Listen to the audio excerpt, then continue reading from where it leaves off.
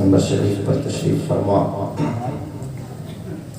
اساتذہ کرام حضرت علامہ مولانا شریف الحسن صاحب اللہ مدثر العالی، حضرت علامہ مولانا حافظ کریم الزمان صاحب اللہ مدثر العالی، یا میرا قلات و منقلات حضرت علامہ مولانا مقصود احمد صاحب اللہ، حضرت مولانا علامہ انصار صاحب اللہ، اور استاد الشعراء جناب رقم بنارسی صاحب، برادر اکبر جناب مفتی عبد المصطفیٰ صاحب اللہ، اور جملہ مولانا عبد المحیط صاحب اللہ خطیب ہندوستان، جملہ سامعین و حاضرین، السلام علیکم ورحمۃ اللہ تعالی وبرکاتہ۔ اللہ رب العزت کا فضل ہے، اس کی دی ہوئی توفیق سے ہم اور آپ آج کے اس پروگرام میں عرس سلیمانی میں شرکت کی سعادت حاصل کر رہے ہیں۔ اللہ تبارک و تعالی ہم سب کی حاضری کو قبول فرمائے۔ آمین۔ اس سال چونکہ اکثر مدارس لاک ڈاؤن کی وجہ سے بند ہیں، تو ہمارے بہت سارے رفقا اور بہت سارے ہمارے کچھ اساتذہ جو ہر سال یہاں تشریف لاتے تھے، وہ اس سال ان کی تشریف آوری نہیں ہو سکی ہے، لیکن ان میں سے چند یہاں حاضر ہیں، اور ہم ان سبھی اساتذہ کرام کے اور علماء کے بہت ممنون و مشکور ہیں کہ آپ اس عرس پاک کی تقریب میں ہماری التجا پر تشریف لائے اور ہمیں شکریہ کا موقع عنایت فرمایا۔ ظاہر بات ہے کہ میں ان کا شاگرد ہوں، اور کسی بھی شاگرد کے لیے یا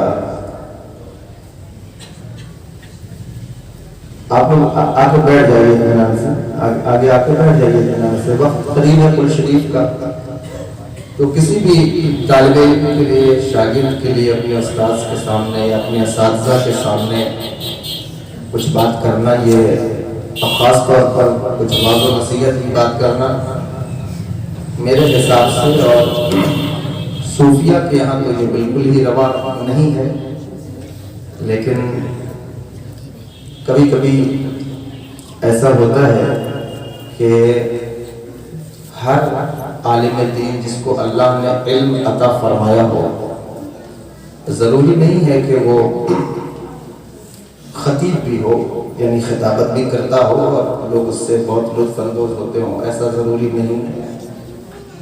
اور یہ بھی ضروری نہیں ہے کہ ہر خطیب عالم ہو، ایسا بھی ضروری نہیں ہے۔ تو ان اساتذہ کرام کی موجودگی میں یہ مجھ سے بہتر آپ کو سمجھا سکتے ہیں۔ میں یہ بات قطعاً نہیں کہہ رہا ہوں کہ یعنی آپ اس طرف توجہ نہ لے جائیں کہ یہ خطاب نہیں کر سکتے، میں تو یہ عرض کر رہا ہوں کہ یہ ایک طریقہ اس دور میں ہو گیا ہے۔ حضور نے ارشاد فرمایا تھا کہ ایک زمانہ ایسا آئے گا جس زمانے میں دین کو سمجھانے والے زیادہ ہوں گے اور سمجھنے والے کم ہوں گے۔ یعنی صحابہ کو خطاب کرتے ہوئے حضور نے فرمایا کہ تمہارے اندر دین کی فہم والے زیادہ ہیں، دین سمجھنے والے زیادہ ہیں، اور سمجھانے والے کم ہیں۔ کیوں کم ہیں؟ اس لیے کہ جس کو جو سوال کرنا ہوتا ہے براہ راست حضور سے کرتا ہے، تو حضور تشریف فرما ہے تو ظاہر ہے کہ جس کو اپنی پیاس بجھانی ہے وہ حضور کی طرف متوجہ ہو جاتا ہے۔ حضور نے فرمایا کہ ایک دور ایسا آئے گا جس میں سمجھانے والے زیادہ ہوں گے، کثیر خطباؤہ و قلیل فقہاؤہ، کہ یعنی اس دور کے بارے میں اس دور کے بارے میں فرمایا کہ اس دور میں سمجھانے والے زیادہ ہوں گے، سمجھنے والے کم ہوں گے۔ تو یہ جتنا سمجھا سکتے ہیں یا سمجھائیں گے، میرے خیال سے آپ اپنی بات سمجھ نہیں پائیں گے۔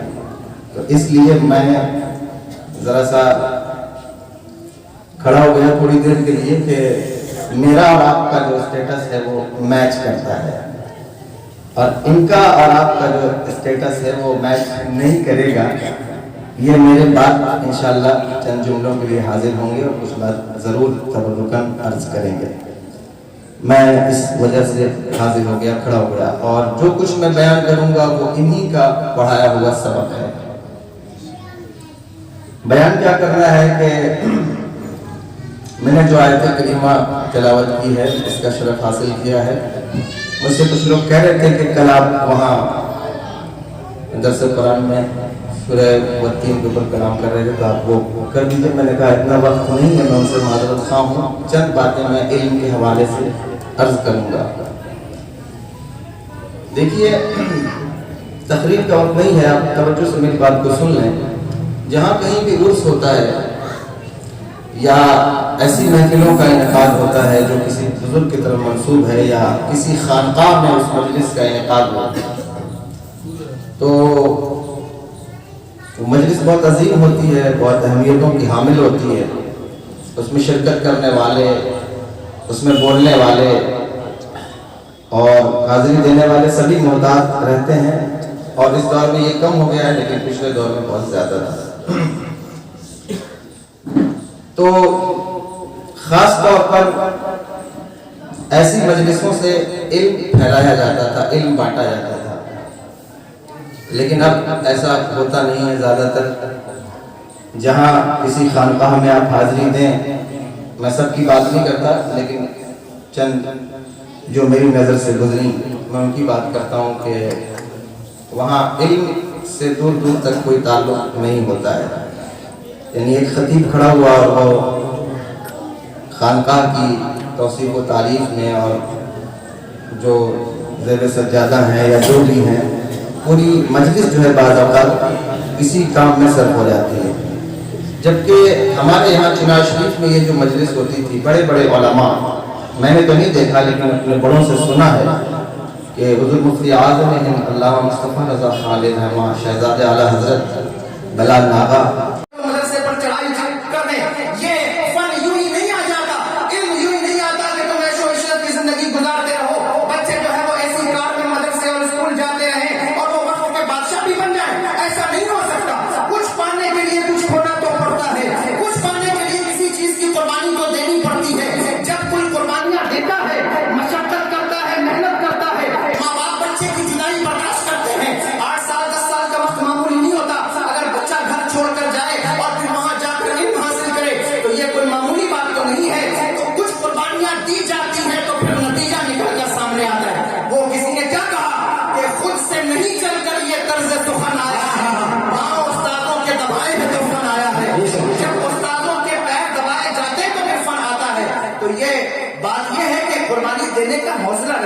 کہ ہم اپنے بچوں کو دین سکھائیں گے, دین پڑھائیں گے. اس کے لیے چاہے پتلی دال کیوں نہ کھانی پڑے, اس کے لیے چاہے جو ہے وہ خراب چاول ہی کیوں نہ کھانا پڑے.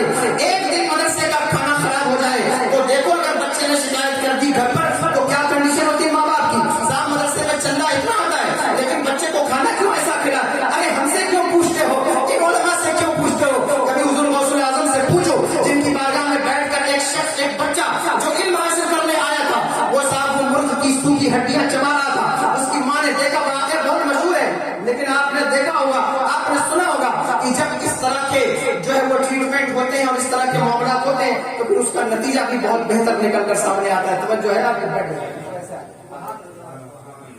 درود شریف پڑھیے اللہ محمد صلی اللہ علیہ وسلم, محمد صلی اللہ علیہ وسلم, صلوات و سلام علیکم یا رسول اللہ صلی اللہ علیہ وسلم. تو یہ کہ علم جو ہے وہ بہت ضروری چیز ہے. یہ نہیں کہ بس جو ہے وہ خانقاہ جو ہے وہ مل گئی اور پیر صاحب ہمارے تھے تو ان کے بچے پیدا ہوئے تو یہ بھی پیر صاحب تاریخ اٹھا کر دیکھیے. سلسلہ قادریہ میں, سلسلہ چشتیہ میں حضرت حضور غریب نواز رحمۃ اللہ تعالیٰ علیہ کی کیا اولاد نہیں تھی, لیکن آپ نے اپنا خلیفہ اپنی اولاد کو نہیں بنایا. خلیفہ سے مراد جانشین ہے, خلیفہ اعظم ہے, اپنی اولاد کو نہیں بنایا. کس کو بنایا؟ حضرت قطب الدین بختیار کاکی کو, جو صاحب وہ کرغزستان اوش کے رہنے والے. قطب الدین بختیار کاکی رحمۃ اللہ تعالیٰ علیہ کے دو بیٹے, حضرت شیخ احمد, شیخ محمد. شیخ محمد کا وصال ہو گیا, شیخ احمد تماچی سے آپ کی نسل چلی.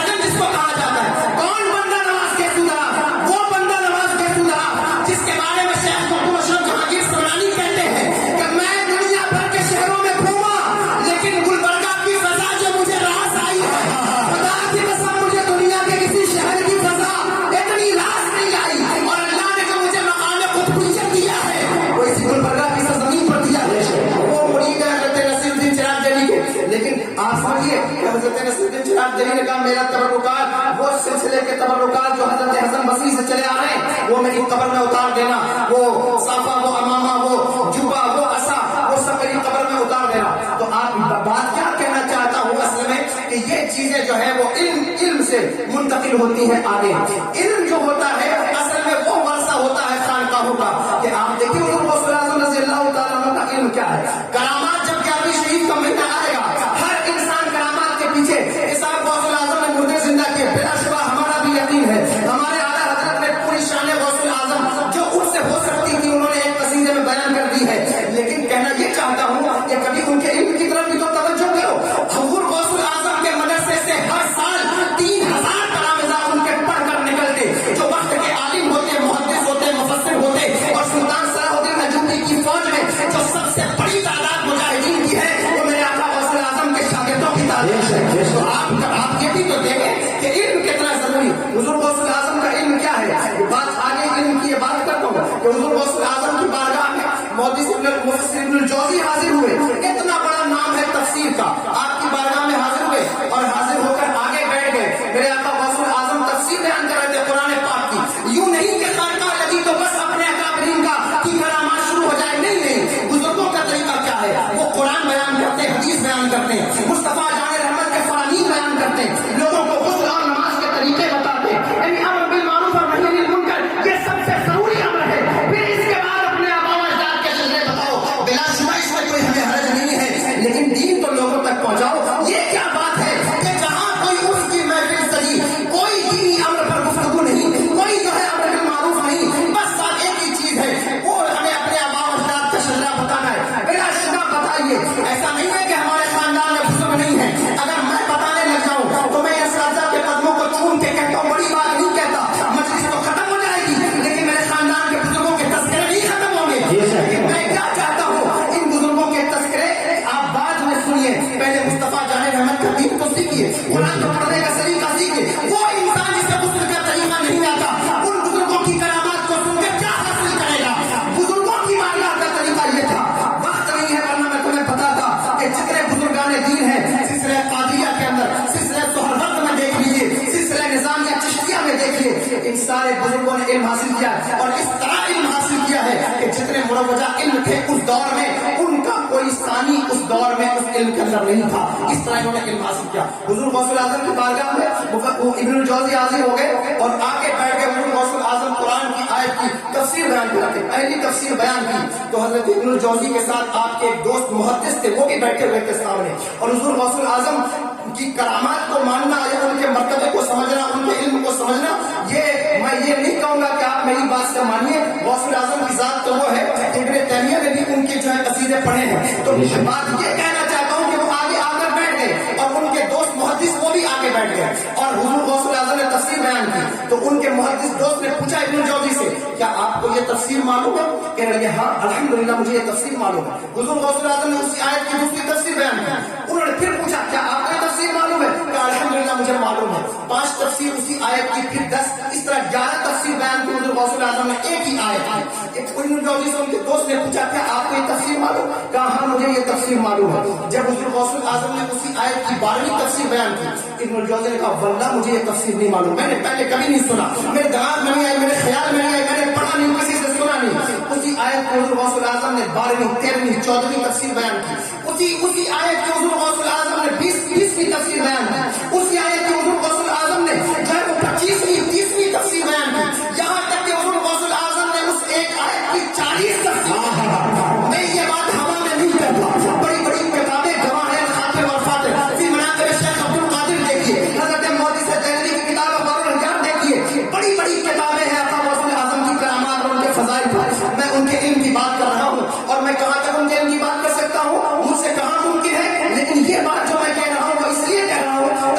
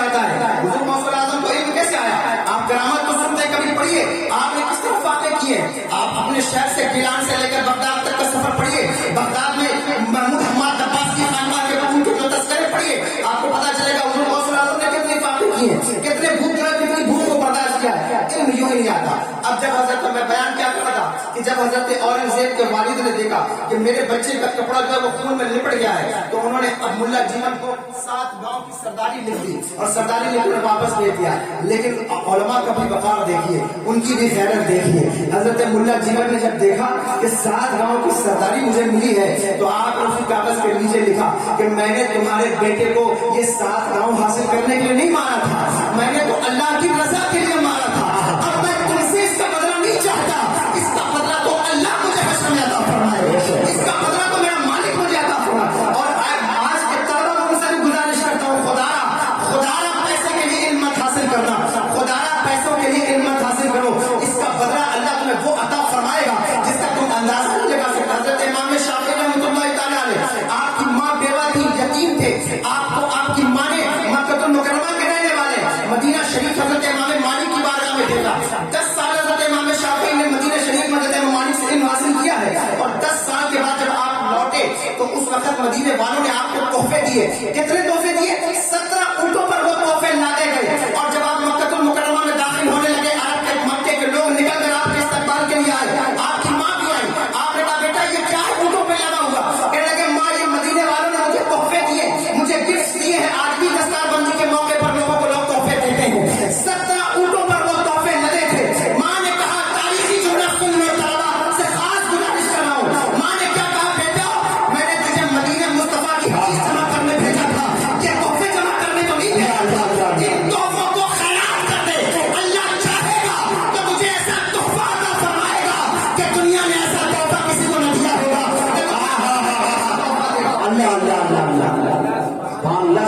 ایسے کے لیے علم حاصل کرنا کہ صاحب میں بہت بڑا خطیب بن جاؤں گا، آتا جاتا کچھ نہیں، علم سے کبھی رابطہ نہیں، کبھی پڑھائی. میرے بھائی پڑھنے کی کوشش کیجیے، علم سیکھیے. آپ مبلغ ہیں، میں نہیں کہتا کہ تبلیغ نہ کریں، بالکل تبلیغ کریں، جس گاؤں میں ہے جہاں ہے وہاں تبلیغ کریں. لیکن ضرور اس بات کا خیال رکھیے کہ اپنی اپنی ذمہ داری کو سمجھیے کہ ہمیں دین پھیلانا ہے. ہم لوگوں کو بیوقوف بنا کر جو ہے وہ زندگی کب تک گزارتے رہیں گے، کب تک اپنا پیٹ پالتے رہیں گے؟ نہیں. میں خانقاہ جب میں یہ پروگرام آن لائن جا رہا ہے، میں اپنے جتنے بھی ہمارے احباب ہیں اور جتنے بھی لوگ سن رہے ہیں، میں خدا نہ خواستہ کوئی یہ نہ سمجھے کہ میں چھوٹی بڑی بات کر رہا ہوں. میں ایک ادنا طالب علم ہوں، میرے علم کی کوئی حیثیت نہیں ہے. میں یہ بات آپ سے مؤدبانہ کر رہا ہوں، گزارش کے طور پر کر رہا ہوں کہ علم پڑھیے اور علم پڑھائیے، علم کی طرف آئیے. جب آپ علم سیکھیں گے، علم پڑھیں گے، اس کا نتیجہ کیا ہوگا؟ اللہ تبارک و تعالیٰ آپ کے سماج سے برائیوں کو دور کر دے گا. جہاں علم ہوتا ہے وہاں جہالت نہیں ہوتی، جہاں علم ہوتا ہے وہاں اندھیرا نہیں ہوتا، روشنی ہی روشنی ہوتی ہے. ایک ہی چارہ ہے انسانیت کو آگے بڑھانے کا، وہ کیا ہے؟ علم حاصل کیا جائے. اور علم جو بچے حاصل کر لیتے ہیں یا کر چکے ہیں، پھر ان کا رویہ کیا ہوتا ہے؟ یہ طریقہ بن جاتا ہے کہ صاحب میں نے علم حاصل کر لیا. علم کے ساتھ ایک چیز بڑی خطرناک آتی ہے، اس کو کہتے ہیں علم کے ساتھ وہ اس کو انا کہتے ہیں، کہ جب علم آ جائے تو وہ چیز بھی کبھی کبھی جو ہے وہ داخل ہو جاتی ہے. خیر ہم نے تو اپنے اساتذہ کرام کو دیکھا اور یہ یہاں موجود بھی ہیں. خدا کی قسم اللہ تبارک و تعالیٰ نے سلامت رکھے. آج تو ایک آدمی کا 1 2 آدمی 4 آدمی ہاتھ پیر چومنے لگے تو صاحب وہ وضو کا لوٹا بھی نہیں بھر پاتا. لیکن ہم نے اپنے اساتذہ کو دیکھا، ان کی موجودگی میں کہتا ہوں کہ یہ اپنا کام خود سے کرتے، یعنی بچے آگے بڑھ کر بھی کہیں تو بعض اوقات یہ اپنا کام خود سے کر لیتے. یہ ان کی شخصیت ہے. اللہ جب علم دیتا ہے اور پھر علم آتا ہے، ایسا ہو جاتا ہے کہ کبھی کبھی انا ساتھ میں داخل آتی ہے. اب جب انا آ جائے تو کیا کرنا چاہیے؟ پھر ان بزرگان دین کی خانقاہ ہے، ان بزرگان دین کی طرف رخ کریے اور ان بزرگان دین کا رخ کریے. پھر اس انا کو یہ فنا کرتے ہیں. حضرت علامہ رومی علیہ رحمہ اتنے بڑے عالم اور یہ الہیات پڑھاتے تھے اپنی درسگاہ میں. آپ کے زمانے میں حضرت شمس تبریز اللہ کا ایک برگزیدہ بندہ، اللہ کا ولی شہر میں گھومتا تھا، لوگ اس کے پیچھے دوڑتے تھے. حضرت رومی کہتے تھے کہ میں اتنا بڑا عالم ہوں، الہیات پڑھاتا ہوں، الہیات اتنا ٹف موضوع میں پڑھاتا ہوں اور لوگ اس کے پیچھے گھومتے ہیں، کیا بات ہے. ایک دن حضرت شمس تبریز گھومتے گھومتے حضرت علامہ رومی کی درسگاہ میں آ گئے اور آ کر کے بیٹھ گئے اور کتابیں رکھی تھی، ہاتھ سے لکھی ہوئی کتابیں. کہنے لگے یہ چیز یہ کیا ہے؟ تو فرمایا آلس یہ علم ہے، آپ کے سمجھ میں نہیں آئے گا، آپ کے سمجھ میں نہیں آئے گا. حضرت علامہ رومی اٹھ کر اندر چلے گئے. حضرت شمس تبریز ان کتابوں کو اٹھایا اور وضو کے حوض میں ڈال دیا.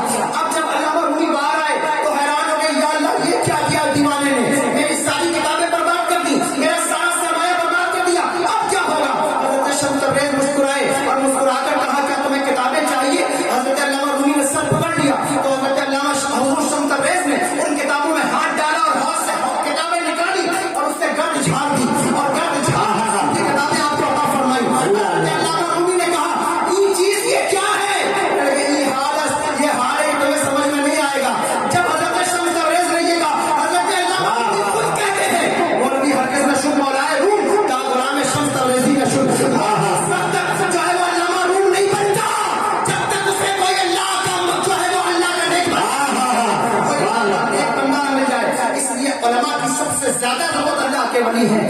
یہ خانقاہیں تو علماء کے لیے ہیں، یہ خانقاہیں تو طلباء کے لیے ہیں۔ یہ جو خانقاہوں کا سفر عام لوگوں کے لیے بھی ہے، میں یہ نہیں کہتا، لیکن اس کا خاص جو حق ہے وہ تو طلباء کو ہے، علماء کو ہے کہ وہ ان خانقاہوں کی طرف جہاں بڑے بڑے شیخ بیٹھے ہیں ان کی بارگاہ میں حاضری دیں اور وہاں سے کتاب فیض کریں۔ صاحب یہ جو آتا ہے علم کے بعد اس کو یہ ختم کیا جاتا ہے، یہ بزرگان دین ختم کرتے ہیں۔ اللہ نے قرآن مجید میں فرمایا انما یخشی اللہ من عبادہ العلماء، اللہ سے ڈرنے والے یعنی کوئی ایسا نہیں کر سکتا جس طرح علماء اللہ سے ڈرتے ہیں۔ اللہ سے ڈرنے کا حق تو علماء ہی ادا کرتے ہیں۔ یہ انما یہ جب بھی کسی لفظ کلمے سے پہلے آتا ہے بعد والے کلمے کو بے نظیر کر دیتا ہے۔ فرمایا ڈرتے تو بہت ہیں لیکن اللہ سے ڈرنے کا حق جیسا علماء ادا کرتے ہیں کوئی دوسرا نہیں ادا کر سکتا۔ اس لیے اللہ سے ڈر بہت بڑی چیز ہے اور وہ علم کی بنیاد پر آتا ہے۔ دوسرے مذاہب میں ان کے خداؤں کا ڈر جہالت کی بنیاد پر ہے۔